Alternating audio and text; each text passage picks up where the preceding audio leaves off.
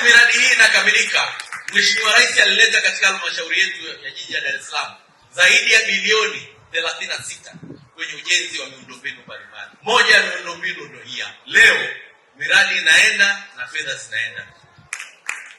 Tunapoenda kuidhihirishia umma kwamba halmashauri yetu ya jiji la Dar es Salaam ina makusanyo makubwa, haitakuwa na thamani kuwa na makusanyo makubwa kama makusanyo yale hayaendi kwa watu, hayaendi kwenye malengo na mahitaji ya watu. Leo hii inafarijika, sehemu ya makusanyo makubwa ya halmashauri alama yake ni ujenzi wa shule hii, ambapo tumeenda kuwa na shule yenye lifti, shule ya kwanza yenye lifti ya serikali katika halmashauri. Na shule kama hizi ziko shule 9. Mwaka huu tunakwenda kujenga shule 5, na ndio mpango wa halmashauri ya jiji la Dar es Salaam. Hapo ndipo fedha unazozipata zinaakisi. Maana yake nini?